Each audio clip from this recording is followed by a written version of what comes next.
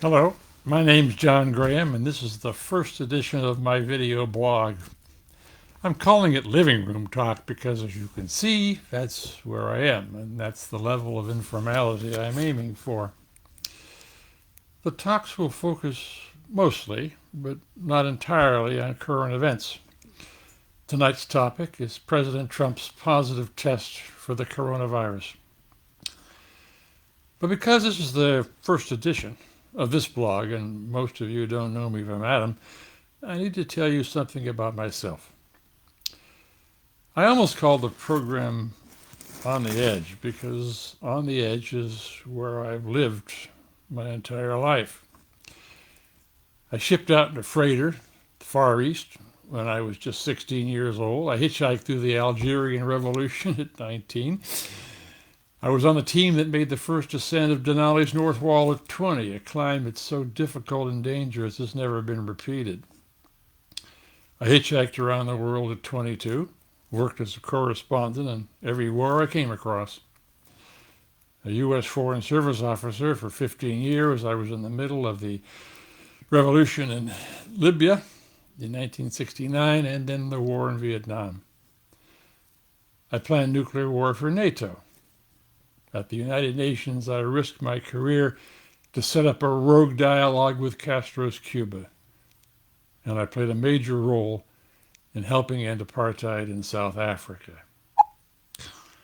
I'm lucky to be alive, frankly. By age 40, I'd almost died a violent death a dozen times. I'm now 78, and as a grandson of mine wrote in a recent magazine article, I remain to the core a badass. My bio, my written blog, my speeches, my books, they're all to be found at johngraham.org.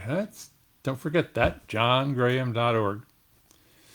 For the last 35 years, my wife Ann Medlock and I have led the Giraffe Heroes Project, a global nonprofit that moves people to stick their necks out to solve tough public problems and then gives them tools to succeed. We do that by finding and telling the inspiring stories of giraffe heroes, people who are already acting with courage and compassion, tackling everything from poverty to corruption to crimes against women.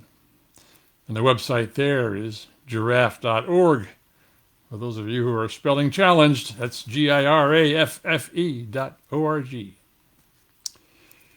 Why am I sticking my neck out by launching this video blog? I mean, at my age, I could be out gardening, right?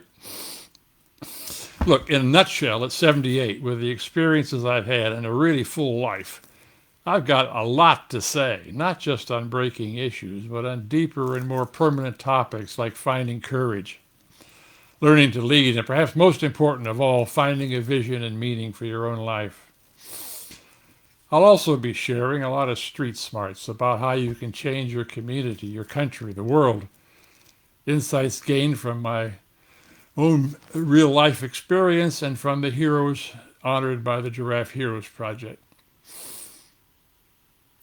Let me assure you, I'm going to talk to you from the basis of real life experience. I'm not a theorist. I'm not a professor. I'm an activist with scar tissue to prove it, and these sessions come from that background. Now, that's enough of an introduction. Tonight's topic, President Donald Trump tests positive for COVID-19. What's going on? What does it mean? First, let me be clear that I have no special source of information to the White House, no deep throat. I have the same sources of public information that you do. Based on what I know, however, I offer some initial ideas on Trump's diagnosis and what it means. Point one. Predictably, there's been a huge upsurge in fake news, conspiracy theories, half-truths, mistruths, exaggerations about the president's condition. And there's going to be a lot more. So it's important that you and I rely on independent public health professionals. and not on politicians for our information. Point 2. That said, it's going to be hard for anyone to get timely, accurate information about the president's condition. First, because the White House is going to spin this thing every which way from Sunday. And second, there's a very real, legitimate national security concern that we not make it too easy for America's enemies to learn of and possibly try to take advantage of any perceived lapses in our national leadership. Point 3. Rely on what we already know about the virus and apply that knowledge to the Trump situation. We know, for example, that about half the people who test positive have no or mild symptoms. That about 4% actually die from it. But we also know that the chances of a bad result escalate dramatically with age and overall health. An obese, 74-year-old male like Donald Trump is definitely a member of this most vulnerable group.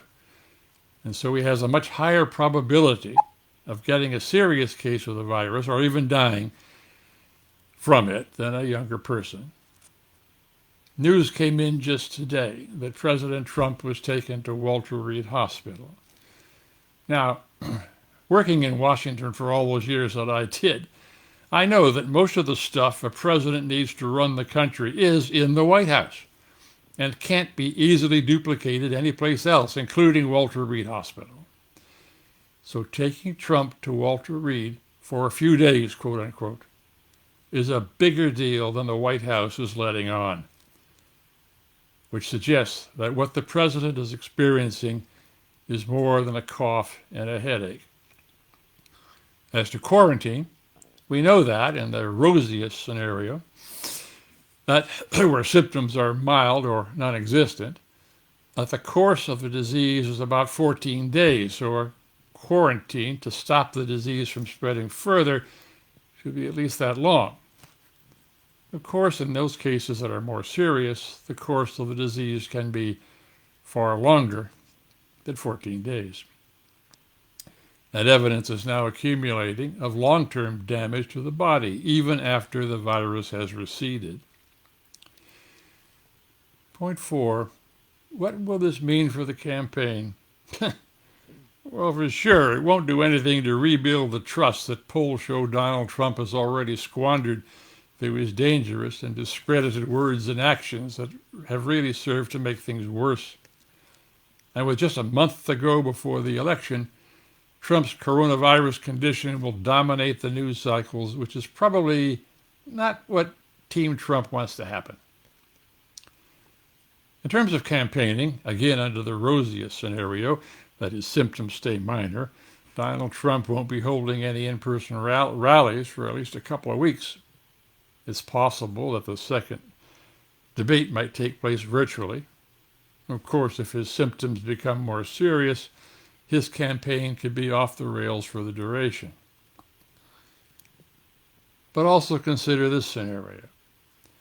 Donald Trump bounces back from the virus and is out playing golf in a couple of weeks. It's easy to see what his messaging would be then. See, I was right. It's like a bad cold, and certainly not worth shutting down the economy for and keeping kids out of school. Point 5. What about the worst case scenario? After all, Britain's prime minister almost died from COVID. If Trump's symptoms worsen to the point he's hospitalized, then his administration must consider using the 25th Amendment to temporarily transfer the powers of the presidency to the vice president.